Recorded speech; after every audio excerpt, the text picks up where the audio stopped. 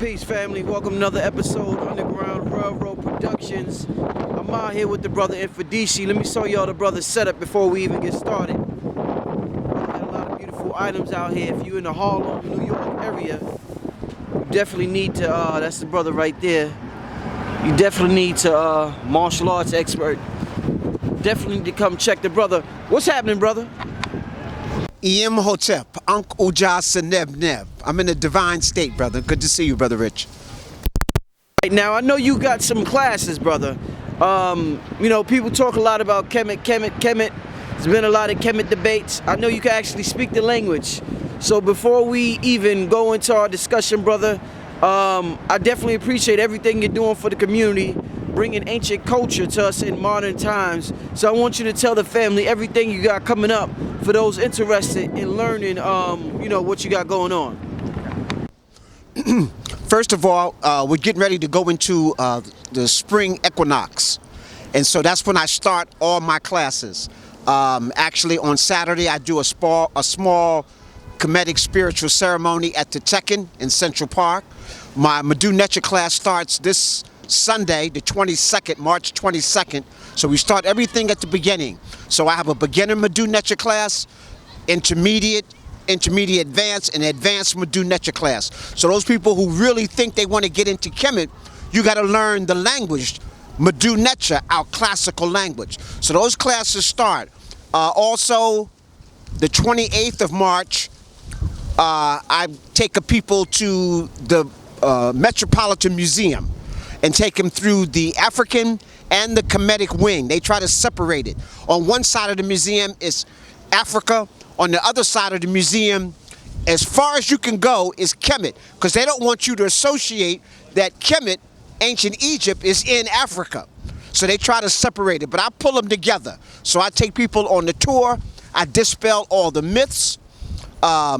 Most of the little cards they got there is all wrong. They got wrong dates. They got wrong names. So we correct it. I go through. I have my students go through. The last time we were there, we had 40-something people. They had the FBI following us around. It was so serious. We was dropping serious knowledge. Asians, Europeans, everybody was following us. So if you have some time, come out to the Metropolitan Museum 2 Saturdays from now, the 28th, and it's from 10:30 to 1 o'clock. The museum doesn't open till 10 o'clock. So you come in, we meet from 10:30, and we go all the way to 1 o'clock. So those are the main things that happen. My Madu Necha class, if you into martial arts, my Kupagani and Gumi class also starts this Saturday and Sunday. That's 9 to 11 at Marcus Garvey Park. They can hit me up on my Facebook and get some specific information. Yeah, real windy out here, brother Mfundishi. Now I got a quick question that I just thought about hearing you speak of the metal Necha or Necha. All right. Now, I noticed, you know, this English language is a real tricky language. I guess there's words in here that weren't in ancient Kemet that make us think certain negative thoughts. What I see now in the age of awakening, people on the internet, they're starting to change the way they use words. And I'm gonna give you an example. Growing up, there was always either you win or you lose. One thing I notice people are saying now is, I either win or I learn. So they're eliminating that lose aspect. And they're saying, even if I didn't get the goal accomplished, I've come one step closer to achieving that goal because I learned what not to do in order to achieve that goal. So eliminating certain words, and I heard brothers say before, you know, the word try isn't in my language. I don't know that word try. So tell me a little bit about it. And speaking, when you speak like that, it'll show you how easy it is to manifest and manipulate nature using the ancient language, because you're not going to think certain thoughts that we have to think here because we were taught those programs, those words are programs. So speak a little bit about how the words we use are not in the ancient language, so they never even had certain thoughts that we had in 2015. I appreciate the question, and actually, Brother Rich, you almost answered your own question. I'll just elaborate on it a little bit more.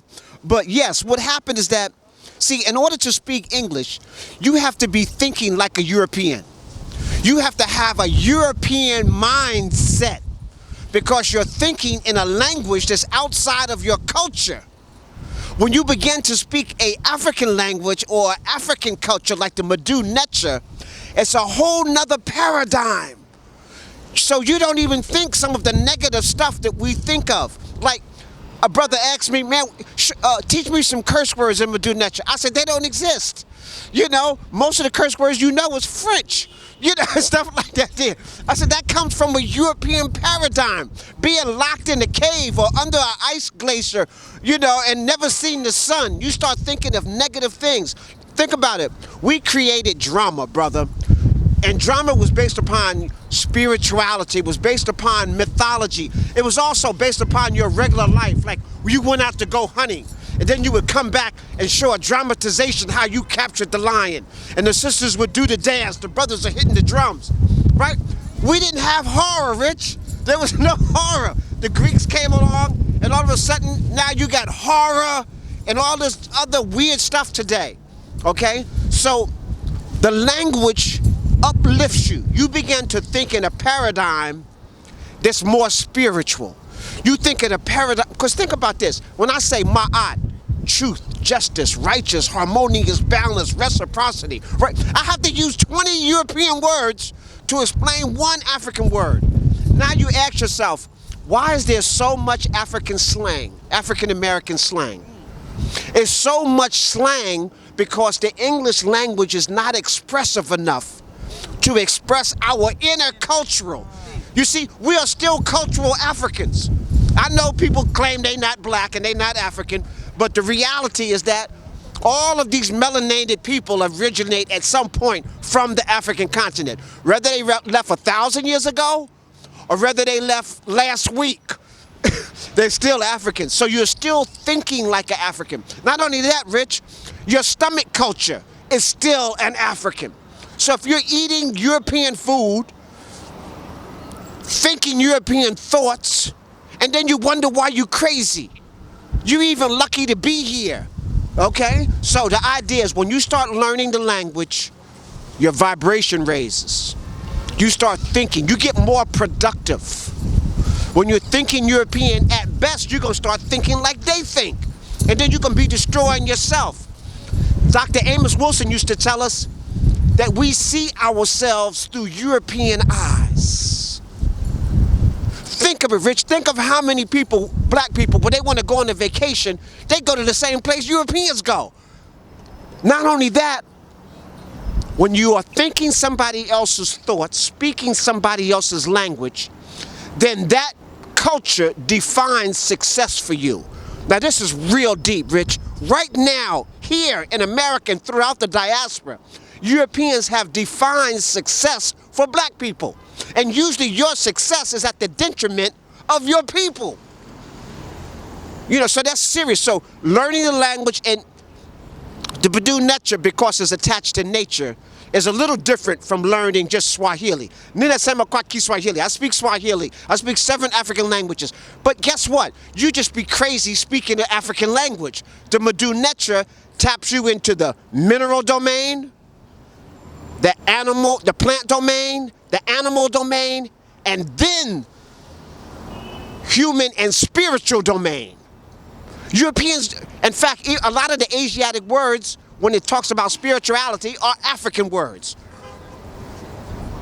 Okay? When they talk about astrology and astronomy, African words. We plotted the stars before they learned how to speak. Did you hear that? I want to make sure people heard me right. We plotted the stars before Europeans learned how to speak. And now we're imitating them. Okay? Brother Mfundishi, I've heard a lot of brothers say, in terms of when you say plotted the stars, what came to my mind was drugs. And people, I think it's the brother Kalindi Awi, they deal with the mushroom. Right. And brothers talk about marijuana and using substances to shut down the conscious mind, to tap into other realms or dimensions And they saying this is how the ancient Egyptians were able to communicate with, I guess you could say, other realms, or to find out about Sirius and so forth. What could you tell me about the ancient Egyptians? And they even said some of the pharaohs were buried with cocaine. So what could you tell me about the ancient Egyptians and their connection with, you know, using drugs or whatever? Again, first, let me clarify some things. We are a spiritual people having a human experience. So you are a spiritual being first. So you are automatically connected to the cosmos when you're in your spiritual conscious mind. The further you move from that, then you need a substance to help remind you of what you don't remember anymore. So let me say this here. The mushrooms. A lot of the mushrooms that they are using, the psilocybin mushrooms that are connected to the cow. And so we are the first people to do cattle herding, or cattle, the raising of cattle and grazing of cattle and domestication of cattle on the planet Earth. But what I want people to study is that, where did this happen at? It happened in Central, Northern, Western Africa. Today would be the Sahara Desert. The Sahara Desert 10,000 years ago was a grassland, a savanna, wetland. As it dried up, those people moved their herds towards the Nile Valley. Now, some of those people did use the mushroom because the mushroom grew from the dung of the cows. So the cow became sacred and the mushroom became sacred. But now the shaman priests only would use that to let you know about these realms. Once you knew about them, like some people, if I talk about certain things and you have no understanding of it, then there's no way you can even comprehend what I'm saying. But now if I can give you a sneak preview of what I'm talking about, like for example, here's Jhuty. Jhuty represents articulate thought, speech, writing, action. So now, some people say, well, was there ever somebody that really looked like that? Well, maybe after some mushrooms, you you actually saw Jhuty and had a conversation with Jhuty, right? And you were able to come back. Now, guess what? If I'm the only one that has the mushrooms, then y'all think I'm crazy. But I'll be dropping some heavy science on you. But now, there was one time when you were out there, everybody had the mushrooms. So now everybody knew about Jhuty. Everybody knew about Sebek. As the Sahara dried up and they moved away, then only a few people, only the priests could use it. So the priest would take the mushroom and come back and tell common people what was going on. Then it got to a point, well, no, not even all the priests can use it.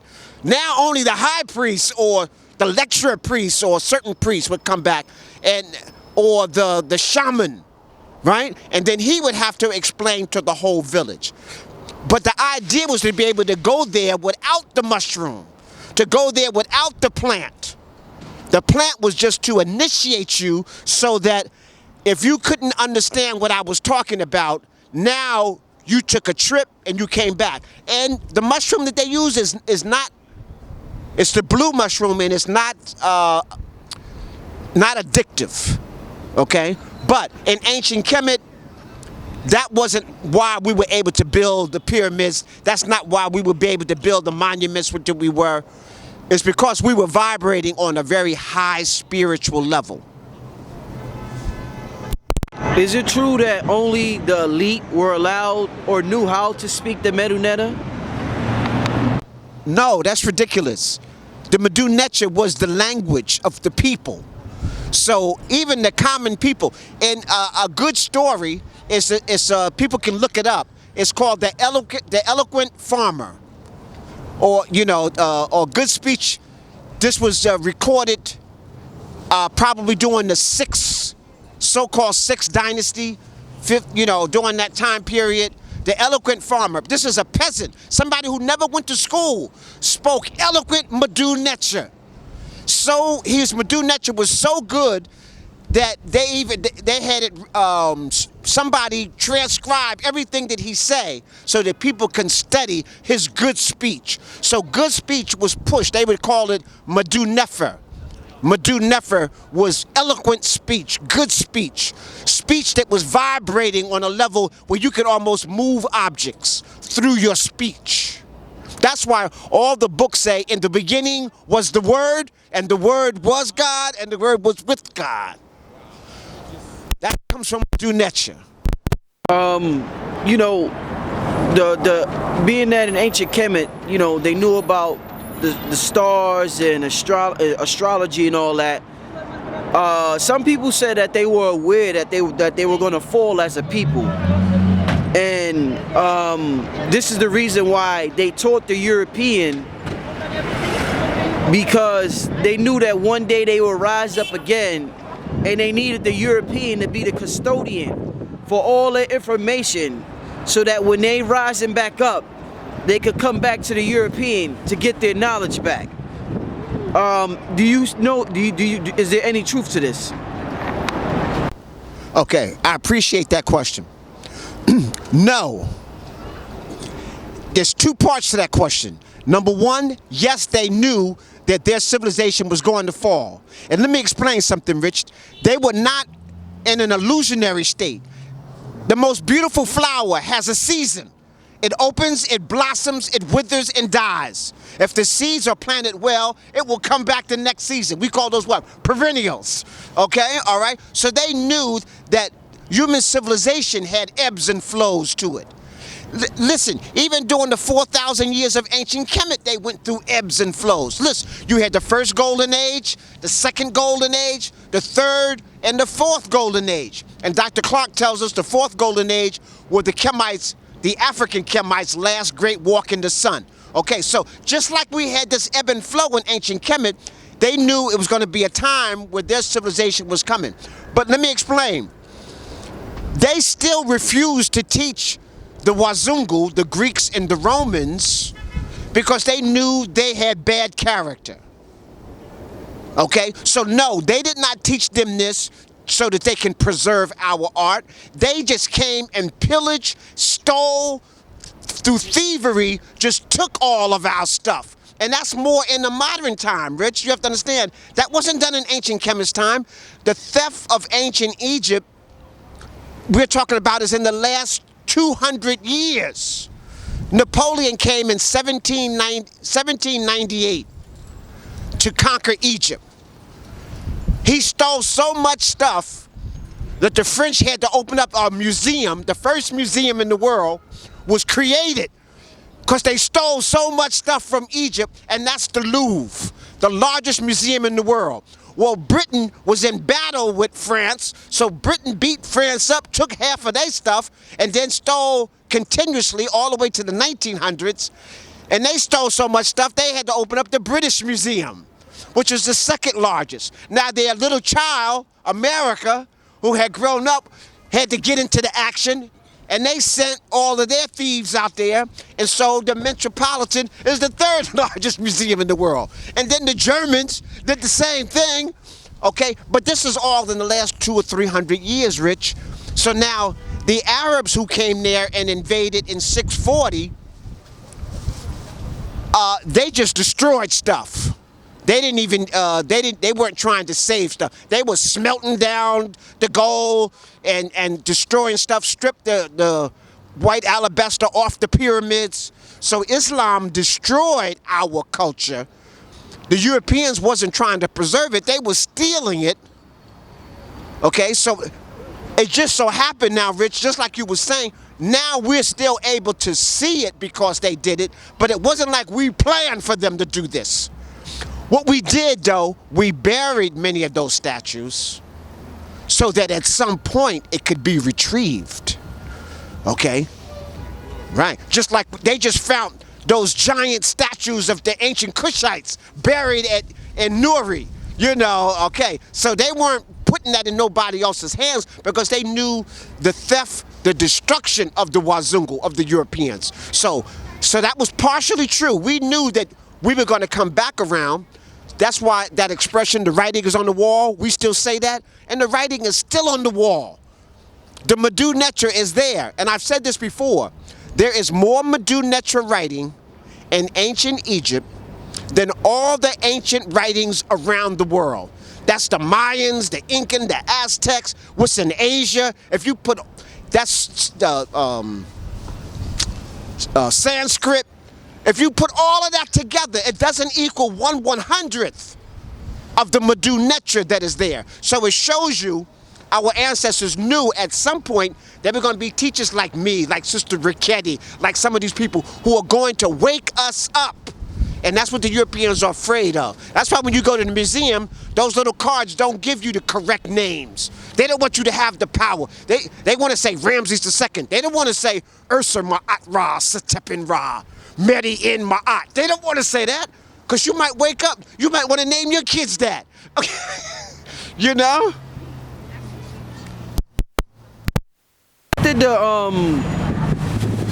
What did they say about reincarnation in ancient Kemet? Reincarnation. All right, I appreciate the question on reincarnation. I have a new book that'll be out, one in the summer and one in the fall. It's called Mfundishi Jhutyms and the Soul of the Magi. Inside of that book, I go into great detail on that. Let me say this. The ego inside of your mind creates the illusion that you are your body. Your body is just a container. You are not your body. You are your consciousness. That's why you can have an out-of-body experience, right? Because you are your consciousness. It's just housed in this body. So what we are witnessing, this is an illusion. This 3D material world is an illusion created by your consciousness. So to raise your vibration is to get in touch with your conscious mind. See, there's a veil between your ego and your conscious mind. Once you get past the veil, you realize that this is an illusion and that you are a spiritual being who have powers way beyond what people have told you you have. Okay? So they don't want you to tap into that. Now, if this is an illusion, Rich, if this is an illusion and I'm not my body, if I reincarnate, how does that make anything real? That means all you're doing, your consciousness, is going into another body at another time, having another illusionary experience. The idea, the reason why there's such thing as karma and reincarnation is because you haven't learned the lessons that you were supposed to be learning as a spiritual soul. Your soul is trying to become one with the Creator. One with the Creator. Okay? Now, it has lessons that it has to go through. So when you don't learn those lessons, this illusion that you just went through, you got to do it again. So reincarnation is another illusion in a different body, in a different time span. There's two different things I've been hearing in terms of now there's a couple of different things I've been hearing about, you know, as far as souls incarnating down here. Some people say that you incarnate down here to learn a lesson. Some people say that the fact that you're able to incarnate down here, you have to be a master because it's so difficult. This is one of the most difficult realms for the spirit to manipulate because it's a space-time continuum. This is one of the hardest dimensions to exist in. So every soul that has to come down here, it's a blessing to that soul. Just to be able to come to a time-space continuum like this, just the experience to manipulate this matter, you are a master. And that in other realms, they admire what our spirits are able to do down here. So it's like kind of different. It's, you know, some people say the soul is a prisoner to the body. You messed up, so you had to come down here because you messed up. Some people say that in the fact that you came down here, you're already a master because it's so difficult. It's so crystallized. It's so quote unquote solid. Which one is it, Mfundishi? Okay. I really appreciate that question. And let me get to the root of that. That's a little backwards. So a lot of people are backwards in that thinking process. Let me explain something. I'm gonna go back just a little bit. When you're in the womb of your mother, you're in the fourth dimension. When you come through that birthing canal, when the water breaks, you descend. Not ascend, you descend into the third dimension. You're upside down. That's the beginning of being upside down, inside out, and backwards. Do you understand that? You come into this, we're upside down, okay? All right? You're in the third dimension. That's height, depth, width. That's what we see here, feel and touch, okay? So now the child when he learns his lessons, he can ascend back to the fourth dimension. The fourth dimension is where your ascended masters are. Your shaman priests, your high priests, the people who can manipulate energy. They're still in their physical body, but that's a fourth dimension. Now, you can't go to the fifth dimension inside of your physical body. But your consciousness can go to the fifth dimension. When you dream in the fifth dimension. How many people? Everybody should be at least victorious in your dream. I know in my dream, Superman ain't got nothing on me. Okay, all right? If you get beat up in your own dreams, then you in bad shape. Okay? That's a fifth dimension. Now, the masters are able to go to the fifth dimension, retrieve information, and bring it back to help common people who are in 3D lockdown.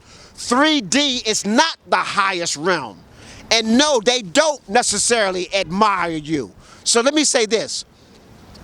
There are free-moving, free-thinking, free-spirit beings that have a body. That's us.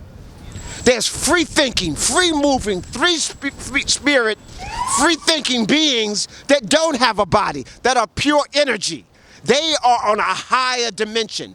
They only come here, Rich, to help us ascend. Because guess what? There are also third dimensional beings here, like reptilians and other things like this, who have greater power in the third dimension and will enslave you and use you as food. So these higher dimension beings descend into a third dimension so that they can keep the playing ground kind of equal, so that we can at least have a chance to ascend. But this is what you probably got misrepresented.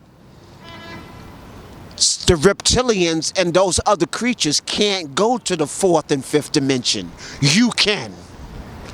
But if they keep you thinking about material wealth, if your whole life is about getting some bling bling, getting a brand new car, getting the latest clothes, shaking your booty, if your whole life is about that, then you stay on 3D lockdown and you become a prisoner to your ego. So those ascended masters are trying to tell you, you have to be victorious to control the ego. It's like Haru and Set. Haru defeats Set, but he can't kill and destroy Set because that's the balance in there. Everybody, Set is part of you, but you have to be able to control Set. So you got to control your ego. And watch this. These are the poisons of the ego: gluttony, greed, anger. All of those, those are the poisons. So when you raise your vibration, you are victorious and you can control those, right? It's like Haru M. Aketi, what they call the Great Sphinx. It means he's protecting the royalty of ancient Kemet from sunrise to sunset. Okay? Now, it has the body of a lion because the lion is like king of the animal domain. But he has the head of a high priest. So the idea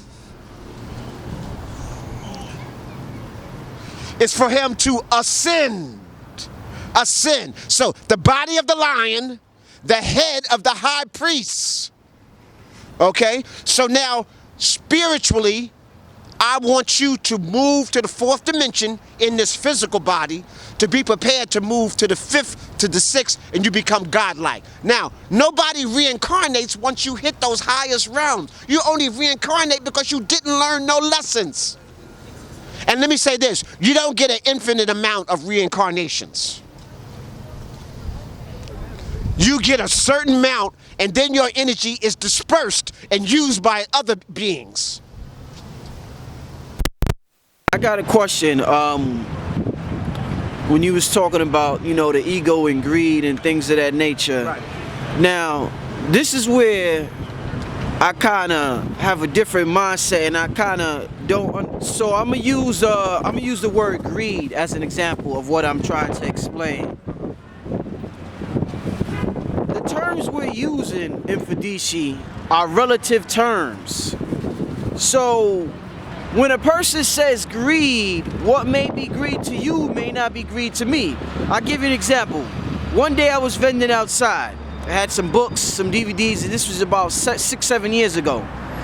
One of my friends came to pick me up. I said, yeah, man, I had a great day today, brother. I made about $600 outside. He said, oh, man, that's great. Time to pack it up. Don't want to be greedy. So in my mind, I said, hold up. Well, I got a different standard than this brother has. Is it really greed because I want to stand out and make some more money? Or is it just I have a different understanding of what I'm comfortable with? Because you may see a brother riding down the street in a Bentley or a Rolls Royce, and a lot of spiritual people would say, oh, that brother doesn't need to spend all that money on that car. Look at that. Why is he spending $400,000 on that car? Who the hell decides who should spend what on what, or who should do what with their money? Then we come down here to materialize, and then when you are able to materialize, people tell you you're too materialistic. But all you're doing is manipulating energy. So why is it that we talk about manipulating energy and being able to be magicians, but when we really manipulate energy and crystallize things at a high level, people will say, oh, you know, you don't need all of that. Too materialistic. But at the end of the day, it's all energy. So these relative terms, I get a little confused with these relative terms. So explain to me, who decides what greed is or what materialistic or gluttony or any of these terms is at the end of the day? Okay. Again, I appreciate the question, Rich. The problem here is whose values are you using? You see, in ancient Kemet, greed, gluttony, and all that was based upon ma'at. Ma'at meant truth, harmonious balance. In fact, in ma'at it says the wealthy are only wealthy so that they can share with the poor. You understand? So that they can distribute to those who don't have the spiritual and the mental and physical ability to accumulate wealth, so those who can share with them so that the collective can. Now, what usually people go by, there's kind of like an index, Rich. For example, you shouldn't spend more on your car. Your car should never be more than 1/10 of what your income is. So, if you ride in a Rolls Royce or a Bentley that costs $200,000 and the person's a millionaire, then that's like you buying a Chevy for $10,000. So it's relative. Now, the problem is when you live in the projects and you got a Bentley, okay?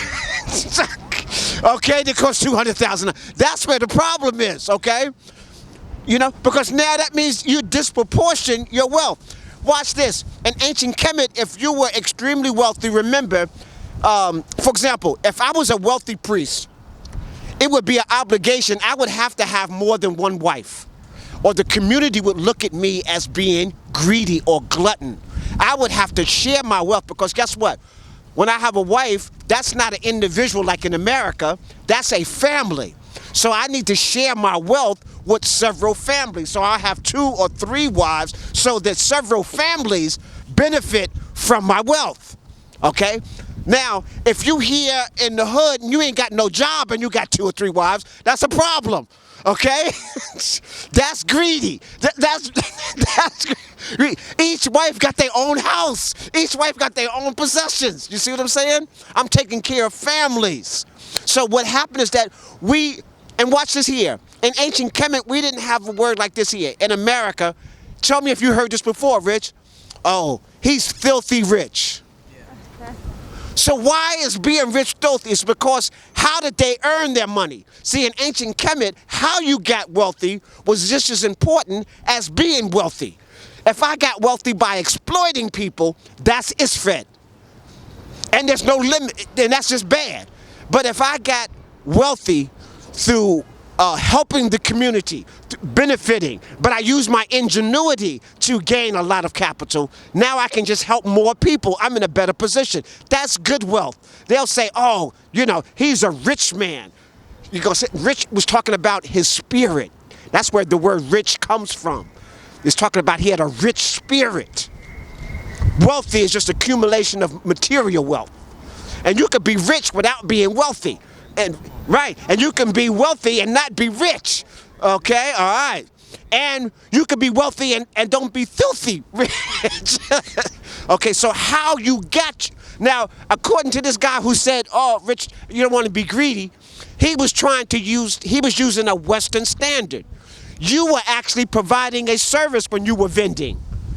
So that means you wasn't taking advantage of anybody. You know what? The more money you make doing this means the more people I helped. If I leave here with a couple of grand, that means that these crystals, look, can the camera get a close-up of that? Look at that. If you put that in your house and let the window hit that, it will illuminate your whole room, raising the vibration in the whole house. Now, if I can get this in everybody's family, you know, everybody's family's home, I'll make a lot of money, but look at all the people I've enriched. Enriched. You see how that words again? I've enriched their lives through bringing this. So when you were selling the DVD, he was using European Western standards on your wealth as opposed to the service you were providing to the community. So we got to watch the paradigm and how we talk about wealth. If you're using a European paradigm, it's, watch this here. Let me just say this one word before you go on. Sometimes we say, oh, in order to learn how to make money, you need a mentor. Mentor comes from the Greek word, the Greek god mentor, who would help his constituents become kings and rulers. And mentor would have you destroy, like kill your father so you could be the next king. Then kill all your nephews and all of them so that you will have no, so the mentor would be teaching you how to gain wealth that way. That's how you get filthy rich. That's how Caesar and all of them came to the throne. In Rome, they had a mentor.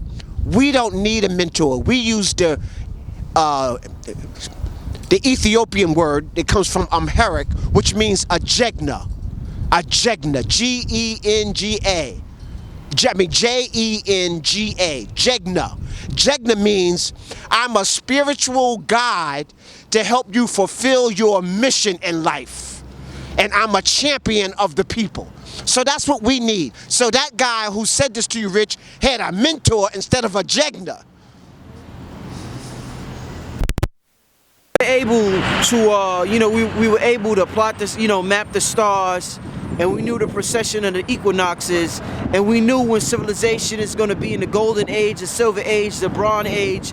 Do you think on another level, being that we're gods or we're divinity having a human experience, when we know we're going to be in the bronze age, do you think there's a powerful energy in the cosmos saying, well, let's say, to use an analogy, this is a movie down here. Let's say this is a movie and we're all actors and actresses. These up there in let's say heaven, in heaven, there's a powerful God that says, well, damn, I gotta go down here and be the bad guy. Oh, I'm sorry. I gotta go down here and be the bad guy. So they're not really bad per se, but that's the role that they had to play. So a person, sort of like Denzel in Training Day. Denzel wasn't really that character. That was just the role he had to play in order for the movie to be successful. So in order for this procession or this cycle to be successful, we need bad guys and we need good guys. What do you think about that concept? Okay, I don't necessarily agree with that concept, but I understand what you're saying. Okay, we don't never need bad guys. Okay, all right. Let me just say that we don't. Bad guys are going to exist, but you don't need them, okay? All right? You see, remember I said we were free will, free thinking, free spirit. So therefore,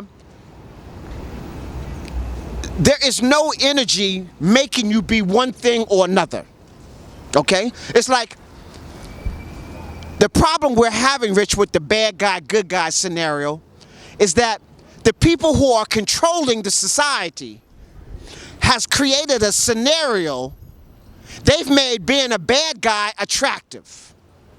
I can remember one time I saw my son. He had Nino, you know, he's wearing Nino, you know, all this, you know, and I'm like, son, what's up with that? Then I turn around, he had Scarface, you know, Scarface sweatshirt, you know, and he's looking up to the bad guys. He was like, Dad, but he's hard, Dad.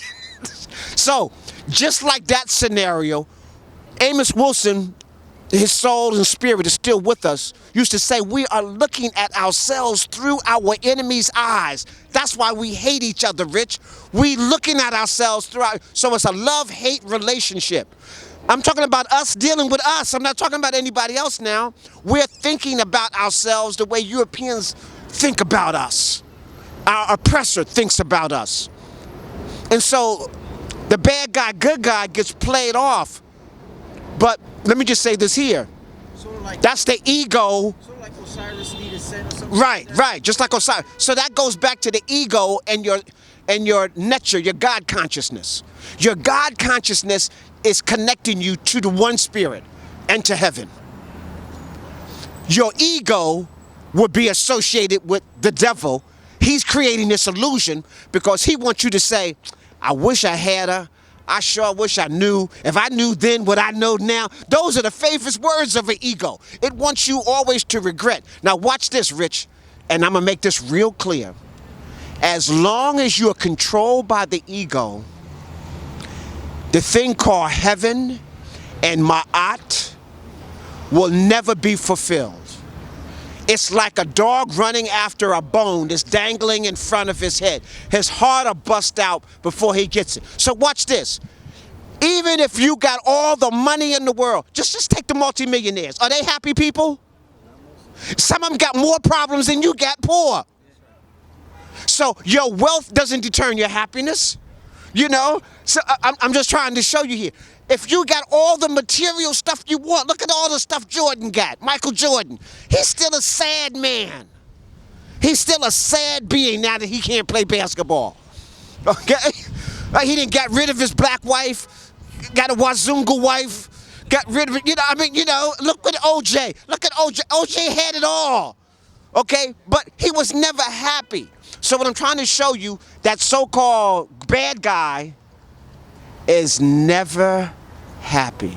But yet, you can have this Taoist monk, this Kemetic spiritual monk, don't hardly have any wealth, and they're in total bliss. And they can see things that you will never see, feel things that you will never feel, hear things that you can't even fathom. But they don't have all this material stuff, but guess what? They have won in terms of consciousness. They got ma'at. Ma'at, truth, justice, righteous, harmonious, balance. So the good guy, bad guy is something that the Europeans have created in your mind, and we keep playing that theater out. We wearing that drama out.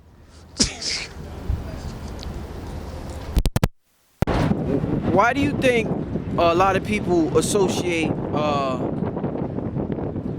you know, like you just mentioned, the multimillionaires, and them having certain levels of unhappiness?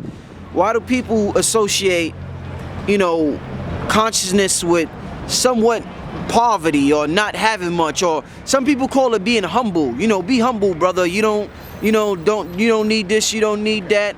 All I need is, you know, the saying, food, shelter, and clothing. Yeah, that's all you need, brother. Anything other than that, you don't need. So a lot of people, when they see teachers like well, I don't want to call them teachers, but just in general, a teacher is in this country is underpaid a lot, in my opinion.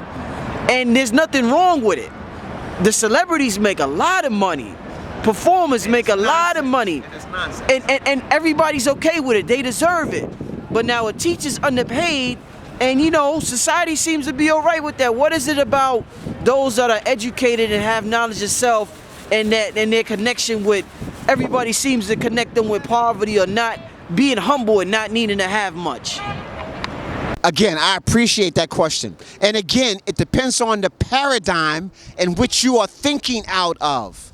So here, gladiator sports gets paid millions of dollars to be a gladiator. So what culture is that coming out of? Okay, you see what's happening? Now, if you are Imhotep, you might be in poverty. You know, you're making 20,000, 30,000 a year, right? And you got all these students behind you, and you're hardly getting no money. But if you can play ball, run, jump, hop, sing, dance, okay, that's to keep you after the rainbow, keep you running after the rainbow. That's to keep you into the ego. But where it's at is that you have to control the ego. But yet, those teachers, who, like a Dr. John Henry Clark, may his soul rest. I mean, there is not, and he had that skills before he even got the Western degree. Most of his degrees were honorary, okay? That means he was teaching PhDs with no degree. But he had a sense of spirituality, and that made him rich. He wasn't wealthy, but he was rich, right? And he was I've been able to, 5 masters under me have become millionaires by using my formula, okay? But I'm not wealthy. But when you talk about spirituality, when you talk about I am infinitely wealthy and rich. Just at my table here, Rich, I can make $100,000, just without even re-ing up. So my wealth though is in my consciousness, and I need people to understand this. Your wealth is in your consciousness. When your consciousness expands, money becomes immaterial. And guess what? I mean, most of the people can't even spend all that. You can't even spend that money. So the idea though is be able to give to your fellow man, to be able to help your fellow man. Building of character. So I hope this is important, that people understand that the power of ancient Kemet was to develop character. It's not about developing wealth. And guess what? If you got bad character and you got a lot of money, that's where stuff really get messed up. That's when you're having the orgies on your yacht. That's when you're doing all types of work, because you had bad character. Now you got money, and that's get amplified. So the idea is to develop good character. Now, the society doesn't make money off of good character. Television and movies are not going to glorify good character because they can't make no money off of that. If you got good character, you're probably eating right. So McDonald's, Burger King, and they're going out of business if everybody's got good character. If you got good character, you ain't using CVS for drugs. So all these pharmaceutical companies, the billionaire pharmaceutical companies, going out of business because you're dealing with herbology. You're dealing with natural healing. You're trying to help. Poverty programs are going out of business because each one teach one, each one help one. That means if I can eat, you're going to eat. And so poverty is big business in America. Prisons, big business in America. Misfortune, dysfunctional families, big business. You got dysfunctional family, you need social workers, you need judges, you need all these different, special ed, big business. Because all them kids gonna be on drugs now. The pharmaceutical companies is happy. If you go to prison, everybody in prison is gonna be on drugs, on medicines. Big business. So if I'm developing good character, and let me just say this, because I know we're probably coming to an end, but ancient Kemet, we're not attacking religions. We're saying religions put you in a box. Spirituality frees you. And spirituality is developing character so that you can you can ascend. We're going back where we started with. So that you can ascend to the 4th and 5th dimensions. Not stay in 3D lockdown. 3D lockdown, you're always going to be at the mercy of the greed, the anger, the reptilians, all those other. The ego will control you, and you will be consumed. And the ego never has happiness for you. You get glimpses of, that's how ego works. You do something and it gives you a little reward, right? So you happy for a day or two. Then the bill comes in and you're like, oh no, you know, or the car break down, or the so-and-so break down, or the wife leave you, the husband leave you, or, you know. So the ego is going to keep you doing like this your whole life. And it has nothing to do with money. You're going to be doing this whether you got money or not. But if your character is good, it follows you every place you go. You don't do this. You're kind of like, okay, and that's where we want to go. So when I'm teaching the Medunecha, when I'm taking people to the museum, when I'm teaching people about the crystals and the energy here, I'm trying to raise your consciousness so that you develop good character. Okay, people can reach me at on my Facebook, Mfundishi Jhutyms. I have a website, www.mfundishijhutyms Medunecha. My Gmail, mfundishijhutyms@gmail.com. And sometimes people call me up, 347-792-9138. But don't call me and say, Mfundishi, please, brother, how do I learn the Medunecha? You know, and you live in Timbuktu. Just write me, give me an email, and I'll try to help you as soon as I can. Ankh Uja Seneb Neb. Remember, develop good character. Learn Medunecha. Raise your vibration. Ascend.